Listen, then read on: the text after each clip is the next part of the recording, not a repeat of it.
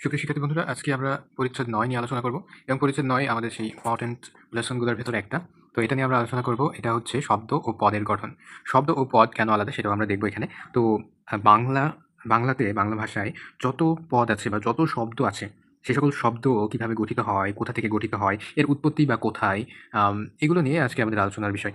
তো এক বা একাধিক ধ্বনি দিয়ে কি হয়, শব্দের মূল অংশ বা শব্দমূল তৈরি হয়। ঠিক আছে? তো এক বা একাধিক ধ্বনি দিয়ে তৈরি শব্দের মূল অংশকে শব্দমূল বলে। তো শব্দমূল জিনিসটা কি? এটা বেসিক্যালি এমন একটা পদ বা এমন একটা শব্দ যেটাকে আর ভাঙা যায় না। এটাই হচ্ছে মূল, এটাই হচ্ছে মেন। এটাকে যদি ভাঙতে চাওয়া হয় তাহলে সবকিছু বিগড়ে যাবে বা এটা হবেই না অর্থপূর্ণ। তো শব্দমূলটা হচ্ছে একেবারে মূল অংশ। কিসের মূল অংশ?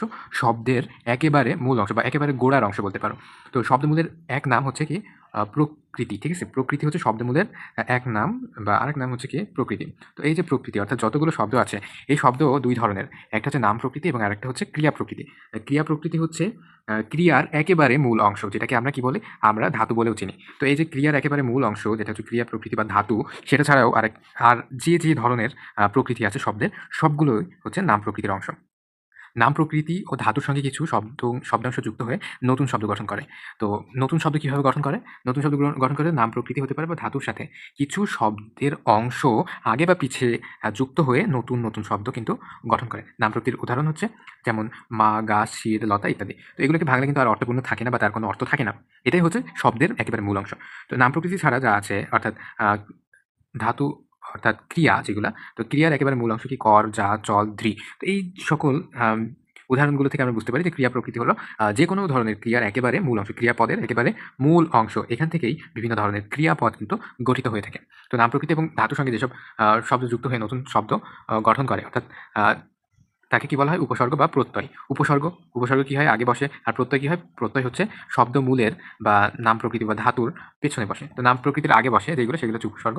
আর যেসব শব্দাংশ শব্দমূলের পূর্বে বসে, সেগুলোকে কি বলা হয়? উপসর্গ। যেমন কি পরিচালক। এখানে চালক হচ্ছে একটা প্রকৃতি। তো এটার আগে যুক্ত হয়ে এই উপসর্গটা যুক্ত হয়ে কি হইছে? পরিচালক। আরেকটা নতুন শব্দ গঠন হইছে। তারপরে আমাদের প্রত্যয়। প্রত্যয় মানে কি? প্রত্যয় মানে হচ্ছে যে সকল শব্দাংশ বা শব্দমূল আ কিসের পরে বসে? শব্দমূলের পরে বসে নতুন শব্দ গঠন করে, সেগুলোকে বলা হয় প্রত্যয়। যেমন কি সাংবাদিক, ঠিক আছে? সাংবাদিক, সংবাদ একটা আর আরেকটা। হচ্ছে তাহলে কি? সংবাদ হচ্ছে শব্দমূল এখানে, আর হচ্ছে প্রত্যয় বা শেষের বাড়তি অংশ। তারপর আমাদের আছে উপসর্গ ও প্রত্যয় দিয়ে তৈরি শব্দকে কি বলে? সাধিত শব্দ বলা হয়। তো মৌলিক শব্দ একটা, আরেকটা হচ্ছে সাধিত শব্দ। মৌলিক শব্দ বলতে যেটা বললাম যে শব্দমূল আর সেটার সাথে আগে পিছে কিছু যুক্ত হয়ে কি হয়? সাধিত শব্দ তৈরি হয়। তো উপসর্গ ও প্রত্যয় ছাড়া শব্দ গঠনের আরো কিছু প্রক্রিয়া আছে। তো শুধু আগে পিছে কিছু লাগিয়ে নয়, বরং আরো কিছু প্রক্রিয়া বা আরো কিছু নিয়ম আছে। এগুলোর প্রধান হলো দেখা যাচ্ছে আমাদের সমাস আছে। সমাস আছে যার মাধ্যমে একাধিক শব্দ এক শব্দতে পরিণত করা হয়। সমাসের মাধ্যমে কি করা হয়? একটা বাক্য থাকে যেটাকে বলা হয় ব্যাস বাক্য। অর্থাৎ একাধিক শব্দকে আমরা একটা শব্দে পরিণত করি। যেমন হচ্ছে হাটবাজার। হাটবাজার ২ টা আলাদা শব্দ। আমরা একত্রে লিখতে পারি কি? হাটবাজার। এছাড়া কোনো শব্দের দ্বৈত ব্যবহার করে নতুন শব্দ গঠন হয়। অর্থাৎ শব্দমূল আমরা একটু পরিবর্তন করে কিংবা পরিবর্তন না করেই পাশাপাশি বসিয়ে কিন্তু আরেকটা নতুন শব্দ তৈরি হয়। যেমন ঠক একটা শব্দ। এর সাথে আরেকটা ঠক যদি আমরা লাগাই তাহলে কি হবে? ঠক তাহলে কি? আরেকটা নতুন শব্দ। আর একটা একইভাবে কি অঙ্ক এবং অনুরূপভাবে তার সাথে একটু পরিবর্তন করে টঙ্ক মিলিয়ে আমাদের আরেকটা শব্দ তৈরি হয়ে যায়, যেটা হচ্ছে অঙ্ক-টঙ্ক। যেটা আমরা কথার প্রসঙ্গে বলে থাকি। শব্দ যখন বাক্যের মধ্যে থাকে তখন তার নাম হয় পদ। তাহলে পদটা কি স্পেশালি? পদটা হচ্ছে শব্দ যখন বাক্যের মধ্যে থাকে তখন সেই প্রত্যেকটা শব্দকে কি বলা হয়? পদ। অর্থাৎ এক কথায় আমরা বলতে পারি যে বাক্যে ব্যবহৃত প্রত্যেকটা অর্থবোধক শব্দকেই বলা হয় পদ। পদে পরিণত হওয়ার সময় শব্দের সঙ্গে কিছু শব্দাংশ যুক্ত হয়। এগুলোকে বলা হয় আ লগ্নক। ঠিক আছে? লগ্নক ৪ ধরনের। লগ্নক বলতে বোঝায় যে আমরা যখন কোনো শব্দ বাক্যের ভেতরে ব্যবহার করি তখন আমাদের কি দরকার হয়? আমাদের আকার, একার এসবের দরকার হয়, তাই না? বা আমরা আম শব্দের মূলের সাথে আরো কিছু যুক্ত করি। তো এই যে আগে পিছে আরো কিছু যুক্ত করি সেগুলোকে কি বলা হয়? লগ্নক। তো লগ্নক এই জিনিসটা ৪ ধরনের। দেখো, একটা হচ্ছে বিভক্তি, একটা হচ্ছে নির্দেশক, একটা হচ্ছে বচন অনুযায়ী, আরেকটা বলক। তো বিভক্তি অনুযায়ী কি? ক্রিয়ার কাল নির্দেশের জন্য কারক বোঝাতে পদের সঙ্গে যেসব শব্দাংশ যুক্ত হয় সেগুলোকে বিভক্তি বলে। বিভক্তি ২ প্রকার। একটা ক্রিয়া বিভক্তি, একটা কারক বিভক্তি। করলাম, ক্রিয়াপদের লাম শব্দটা হচ্ছে ক্রিয়া বিভক্তি। অর্থাৎ এখানে কর এটা তো একটা কি? এটা হচ্ছে একটা শব্দমূল। এটার সাথে লাম যুক্ত হয়ে কি তৈরি হয়? করলাম তৈরি হয়, তাই না? সো একটা ক্রিয়াপদের সাথে কিন্তু এটা কাজ করে। সো ক্রিয়াপদের সাথে যেহেতু কাজ করে সেহেতু এটাকে বলা হয় হচ্ছে ক্রিয়া বিভক্তি। আর যদি কৃষকের পদের তাই না? কৃষক একটা প্রকৃতি বা কৃষক এটা একটা মূল অংশ। এর সাথে যুক্ত হয়ে কি তৈরি হয়? এটা একটা কারক বিভক্তি তৈরি হয়। তো এটা কি? কারক বিভক্তি। তারপর নির্দেশক। নির্দেশক মানে কি? টি, টা, খানা, কানি, টুকু। অর্থাৎ পদকে নির্দিষ্ট করার কাজে যেটা ব্যবহার করা হয় সেটাই হচ্ছে নির্দেশক। এগুলোকে নির্দেশক বলে। সো নির্দেশক কেমন হতে পারে? লোকটি, ভালোটুকু, টিটা, খানাখানি এসব আমরা ব্যবহার করি। শব্দের মূলের সাথে যখন ব্যবহার করি তখন সেটাকে আমরা বুঝি যে নির্দেশক সেখানে ব্যবহৃত হয়েছে। তারপরে আমাদের বচন কি?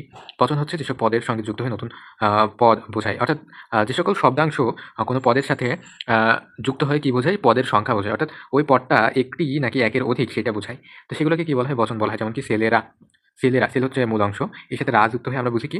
অনেকগুলো ছেলে, বহুবচন। ঠিক আছে? তারপরে বই, বই হচ্ছে একটা শব্দমূল। বইয়ের সাথে গুলো যুক্ত হয়ে বইগুলো যখন হয় তখন সেটা হয় কি? সেটা হচ্ছে বহুবচন। সো এই যে আমরা বচনের ব্যবহারে আমরা নতুন শব্দ কিন্তু পাই।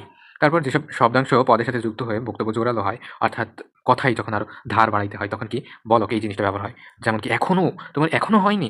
সো আর তখনই, অর্থাৎ কথাকে আরো জোরালোভাবে ব্যবহার করতে আমাদের বলক এই জিনিসটা ব্যবহৃত হয়। তারপর বাক্যে যেসব পদের লগ্ন থাকে সেগুলোকে সলগ্নক পদ বলে। অর্থাৎ যদি কোনো বাক্যে কোনো পদে লগ্নক থাকে তাহলে সেটা সলগ্নক। আর যদি ওইটা না থাকে তাহলে সেটাকে বলা হয় অলগ্নক। অর্থাৎ সেখানে 0 লগ্নক, ঠিক আছে? শূন্য লগ্নক। তো ছেলেরা ক্রিকেট খেলে, ছেলেরা, এখানে ছেলে এটা শব্দমূল কিন্তু রা যুক্ত হইছে। রাটা কি? রাটা হচ্ছে সলগ্নক। রাটা কিসের সলগ্নক? এটা বচনের সলগ্নক, বহুবচনের, তাই না?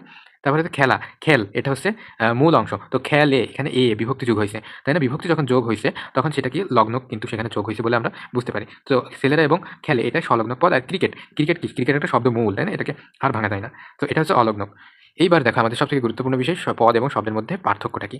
তো পদ এবং শব্দের মধ্যে যে পার্থক্যটা সেটা হচ্ছে শব্দটা কি? শব্দটা হচ্ছে স্বাধীন। অর্থাৎ আমরা ডিকশনারিতে বা আমরা অভিধানে যা দেখি স্বাধীনভাবে শব্দ ভান্ডারের ভিতরে যা থাকে সবগুলোই হচ্ছে শব্দ, বা এগুলোকে আমরা ওয়ার্ড বলি। আর ইংরেজিতে পার্টস অফ স্পিচ মানে বাংলাতে পদ।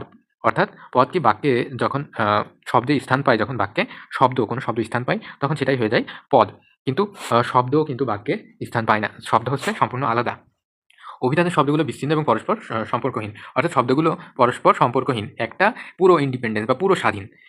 আর বাক্যের মধ্যে পদগুলো কি? পরস্পর সম্পর্কযুক্ত। সো পরস্পর সম্পর্কযুক্ত এই কারণে এখানে কি? লগ্নক ব্যবহার হয়। কিন্তু আম শব্দের সাথে কিন্তু কোনো লগ্নক বা কিছুই নাই। এটা শুধুমাত্র শব্দের মূল অংশ। শব্দের মূল অংশ।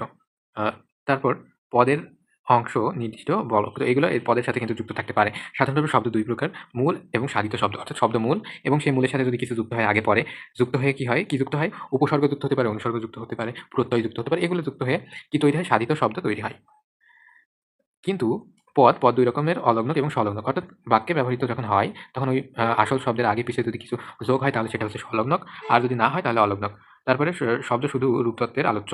শব্দ কিসের? রূপতত্ত্বের আলোচ্য। আর পদ একই সঙ্গে রূপতত্ত্ব এবং বাক্যতত্ত্বের আলোচ্য। বাক্যতত্ত্বের আলোচ্য কারণ এটা পার্টস অফ স্পিচ, এটা বাক্যের অংশ। এই কারণে পদ রূপতত্ত্বে তো থাকবেই এবং তার সাথে বাক্যতত্ত্বেও কিন্তু জায়গা নিচ্ছে। কিন্তু শব্দগুলো কেবলমাত্র রূপতত্ত্বে, কারণ শব্দগুলো সম্পূর্ণ আলাদা, সম্পূর্ণ স্বাধীন। কিসের থেকে? কোনো বাক্যের থেকে। এবার শব্দ যখন বাক্যে ব্যবহৃত হয় তখন তাকে কি বলে? তখন তাকে পদ বলে। পদের লগ্নক কত ধরনের? ২ ধরনের। একটা হচ্ছে সলগ্নক আর একটা কি? অলগ্নক। কোনটি শব্দের শেষে যুক্ত হয় না? কোনটি যুক্ত হয় না? প্রত্যয়, বিভক্তি, বলক, উপসর্গ। উপসর্গ কোথায় যুক্ত হয়? উপসর্গ কিন্তু শব্দের আগে যুক্ত হয়। চলো আমরা এই যে এখানেই কিন্তু দেখো উপসর্গ কোথায়? শব্দের পূর্বে বসে। শব্দের উপসর্গ হচ্ছে শব্দের পূর্বে বসে নতুন শব্দ গঠন হয়। ঠিক আছে, তারপরে শব্দের শেষে যুক্ত হয় না কোনটা? উপসর্গ। এটা শব্দের আগে হয়। যেসব শব্দ পদের সাথে যুক্ত হয়ে বক্তব্য জোরালো করে তাকে কি বলা হয়? তাকে বলা হয় বলক। মনে আছে? যেমন এখনই আমার লাগবে, তখনই হয়েছিল, এরকম এখনই তখনই এইসব। তো সাধিত শব্দ কি? গাছ, পরিচালক, মাছ, চাঁদ। অর্থাৎ কোনো শব্দের সাথে কোনো কিছু যুক্ত হলে সেটা হচ্ছে সাধিত শব্দ। যেমন কি এখানে পরিচালক, যুক্ত হয়েছে। সো এটা একটা সাধিত শব্দ। তারপর কোনটি মৌলিক শব্দ? মৌলিক শব্দ মানে যেটাকে আর ভাঙা যায় না। বন্ধুত্ব, বন্ধু আলাদা, তো আলাদা। প্র আগে যুক্ত হয়েছে শাসনের আগে। দায়িত্ব, দায়িত্ব আলাদা। সাদ কি একেবারে মৌলিক শব্দ। শব্দের কোথায় প্রত্যয় যুক্ত হয়? প্রত্যয় কোথায় যুক্ত হয়? প্রত্যয় কিন্তু শব্দের শেষে নাকি আগে বলো তো? এই যে আমরা দেখাচ্ছি প্রত্যয় এখানে সরাসরি আছে, প্রত্যয় যুক্ত হয় শব্দের শেষে, শব্দের পরে। ঠিক আছে? আর উপসর্গ যুক্ত হয় শব্দের পূর্বে বা শব্দের আগে। ঠিক আছে? সো এইটা হচ্ছে আমাদের বেসিক ডিফারেন্স। তো উপসর্গ শব্দের পূর্বে বসে, শব্দের পূর্বে বসে উপসর্গ। মানে কি? মানে আগে। ঠিক আছে? শব্দের কোথায় প্রত্যয় যুক্ত হয়? প্রত্যয় যুক্ত হয় শেষে, উপসর্গ যুক্ত হয় আগে। নির্দেশক কোনটা? নির্দেশক হচ্ছে টিটা, খানাখানি, টুকু এসব। ঠিক আছে? তো এখানে রা এটা কি? রা এটা হচ্ছে আমাদের বচন। পরি এটা হচ্ছে আমাদের উপসর্গ, অর্থাৎ আগে যুক্ত হয়। আর এটা আমাদের আরো জোরালো করার জন্য ব্যবহৃত হয়, অর্থাৎ আমাদের বলক। তারপরে কোনটি লগ্নক নয়? লগ্নক নয় কোনটি? লগ্নক অর্থাৎ লাগানো হয় না কোন জিনিসটা? বচন এটা লাগানো হয়, নির্দেশক এটা লাগানো হয়, প্রত্যয়ও লাগানো হয়, বলকও কিন্তু লাগানো হয়। তাহলে কোনটা লগ্নক নয়? প্রত্যয়। প্রত্যয় হচ্ছে লগ্নক না। আমাদের নির্দেশক, বলক বা বচন এইগুলো আমাদের কি? এগুলো আমাদের পরে যুক্ত হয়। নৌকার আ নৌকার সইয়ে নীল মাছরাঙাটি বসে আছে বাক্যে অলগ্ন পট কোনটি? তার মানে কোনটার সাথে কোনো কিছু যুক্ত হয়নি দেখো তো। নীল, নীল এটার সাথে কোনো কিছু যুক্ত হয়নি। নৌকার সাথে র যুক্ত হইছে, হইছে, হয়ে এখানে এ যুক্ত হইছে, মাছরাঙা টি এখানে টি যুক্ত হইছে, এখানে বসে এ যোগ হইছে, এখানে আছে। ওকে, সো এটাকে আমরা সেভ করে রাখি।